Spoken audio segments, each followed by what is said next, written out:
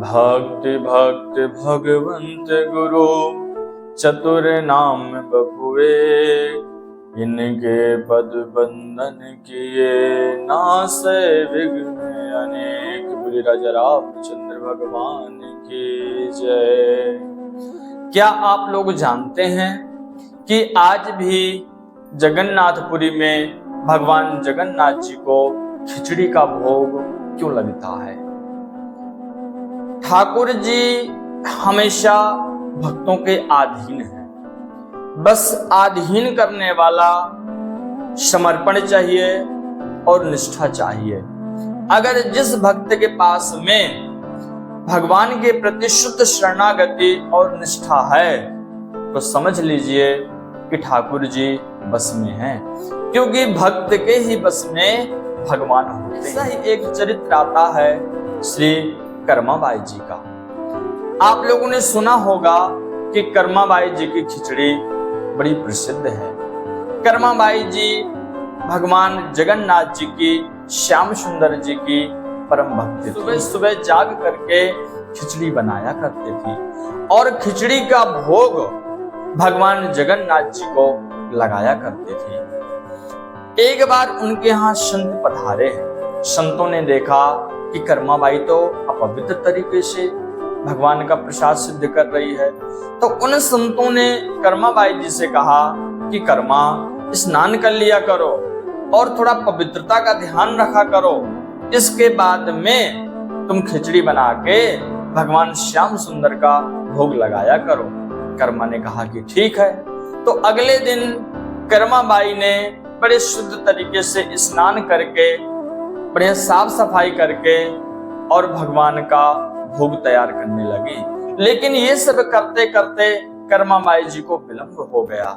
जब विलंब हो गया तो ठाकुर जी को भी विलंब हो गया पाने में। तो कर्माबाई जी ने सोचा कि आज तो मेरे ठाकुर जी भूखे रह गए। उसने जल्दी जल्दी खिचड़ी तैयार की और ठाकुर जी को भोग अर्पण किया। तो ठाकुर जी को भोग जैसे अर्पण किया तो ठाकुर श्याम सुंदर जी भोग पाने लगे। उसी बीच में जगन्नाथ भगवान के मंदिर में पुजारियों ने भगवान के सामने भोग पधराया। दिव्य दिव्य भोग जब पधराए गए तो ठाकुर जी वहां से ऐसे ही जूठे होकर मंदिर में प्रवेश किए। जब पुजारी ने देखा कि अरे ठाकुर जी तो आज झूठे हैं, तो पुजारी जी भी, जाहिर सी बात है ठाकुर जी के भक्त होंगे तभी पुजारी हैं, तो ठाकुर जी से पूछने लगे पुजारी जी कि प्रभु, आज आपकी ये कैसी लीला है? आप झूठे हैं तो कृपा करके हमको भी बतलाइए किसका रहस्य क्या है।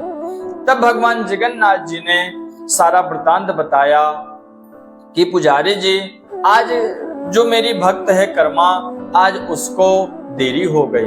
कुछ संतों ने आकर उसको ऐसा उपदेश दे दिया जिससे कर्माबाई जी को आज देरी हो गई खिचड़ी पवाने में मुझको। इसलिए जब आप लोगों ने यहाँ पर भोग लगाया, भोग पधराया मेरे सामने, तो मुझको जल्दी से आना पड़ा। इसलिए मैं शीघ्रता के चक्कर में ऐसे झूठे आ गया।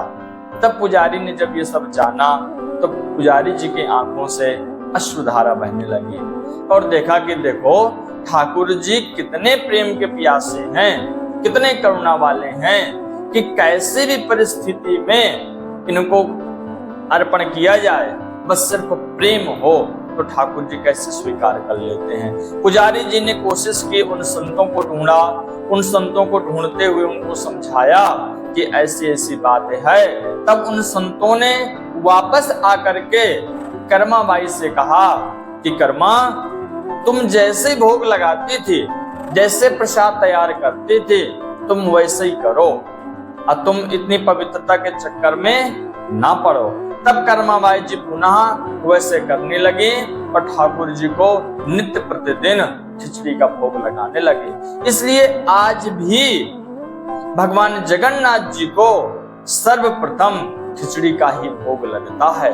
तो हम आप लोग यहाँ से भी एक गलत अर्थ न लें कि हम लोग भी जैसे चाहें वैसे ठाकुर जी को भोग बना के पधरा दें। कर्माबाई जी की भक्ति शुद्ध थी, उनका भाव शुद्ध था।